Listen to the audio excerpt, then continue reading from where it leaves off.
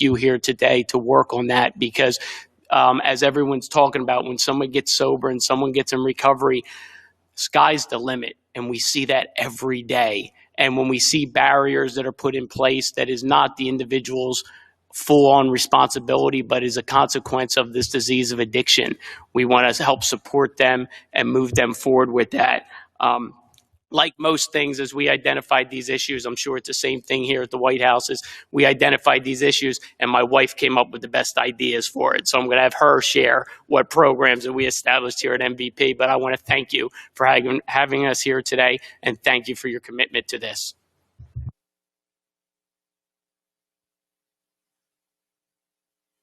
Thank you for having us. Good afternoon. Thank you, Mr. Adams, Dr. Adams, Mr. Carroll, First Lady Trump, and Mr. Kudlow. As you did share, I am a person in long-term recovery, and as it says in the big book, you will be rocketed to the fourth dimension, but boy, this is a trip. To be here today, I'm very grateful. We, as my husband said, we operate MVP Recovery in Philadelphia, right outside of Philadelphia, Pennsylvania. And about 4 years ago, we started our female program. And what I noticed was that most oftentimes in our male program, men would come in and they would have the construction job to fall back on, or they would have some type of trade. When the female program opened, that was not the case. And I would see women, moms, that were trying their hardest to get back their kids, that were trying their hardest to pay their rent, that were trying their hardest to walk away from their past and to walk away and to really try to attack their trauma, being told no, you can't be hired here, or yes, you're hired pending a background check. And every time they were told no, they were re-traumatized. And I came up with the thought of second chance employment. And that is essentially to give these people, and not just the women, it is now a full-on county-wide initiative, to give these people that are in recovery the chance to get a job. And once people give their hope to them and give them a job, they're the best employees. From that has stemmed second chance parenting. I have another initiative, Hope for the Holidays. We have so many initiatives at MVP Recovery because what we have realized through working hand in hand with individuals and being in recovery ourselves is that recovery and maintaining and obtaining long-term sobriety is a puzzle. And it requires attention at every piece of that puzzle. And part of that, again, is employment and purpose. So thank you for having us here.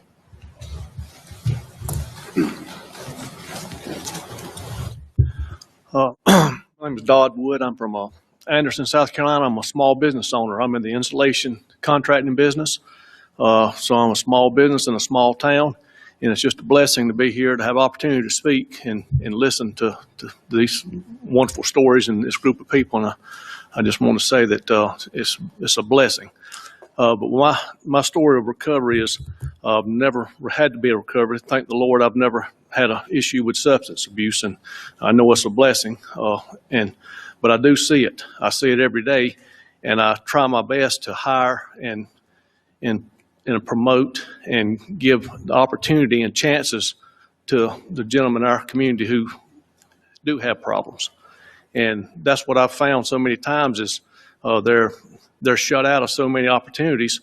And with what I do in the insulation contracting business, it's not a very glamorous job. It's usually a starting point. But I try to tell the guys as I hire them to start off at this level of work that I'm giving you the opportunity. Show me what you can do, and we'll help you find a better job as you prove yourself. And that's what I try to explain. Mine's the first step. Mine's the opportunity to show that you can do the work. And if you're better at it and you want a better job, I'm going to help you find. If I find a better job, I'm going to take it. That's what we're here for. And so that's the whole idea. So I try to lead them that way. Try to show them that that we do love them. They're going through these problems. They think their life could be at a dead end, but it's not. They can always start over. You could end up working for President Trump at the White House. That's how far you could go if you're dedicated and you want if you do what you're supposed to do, you have the self-control and self-esteem to do it. But I just try to give them as many opportunities as they can, because that's the biggest gift I can give them is the opportunity. If they show me they can work, I can promote them as far as I can promote them, but most of all, I can help them find their next step, their next job, and hopefully have them reconcile with their family or whatever it is they're trying to do, because it's the most important thing. They know they can talk to me. I'm there to listen to them. We have a devotion once a week with all my guys that if they're interested. But I just want to know that, it's not, this may be honestly, may be a bad job. It is. I do it, been doing it all my life. I know what a bad job, I mean, it's not fun. It's not a good one. But you have to start somewhere, teaches you good work ethic, get your self-esteem up, and we'll go to the next step. So, thank you. Cool. One other thing, and before we jump on, I just want, talking with, Brian, Christine, and Dodd, is I know Secretary Scalia wanted to be here today from the Department of Labor, and the statistics show, I mean, this isn't just us sort of feeling it. The statistics show that employees in recovery are the best employees. They're so grateful. We have the opportunity to work, whether it's for the President of the United States, whether it's to work, for you in Carolina, to work at the restaurants. It's that opportunity, to be able to, start over again and have someone believe in them. And so the statistics show what we feel. So thank you.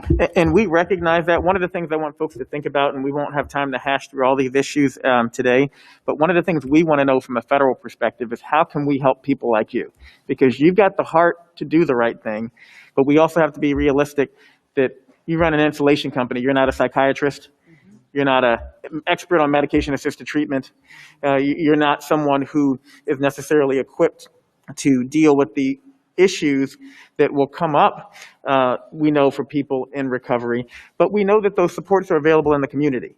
And so we want to understand what we can do to better create that connectivity between the support services that are probably already right there in your community, or that we can help make available in your community, and the opportunity that you're giving people so that they can be maximally successful in recovery.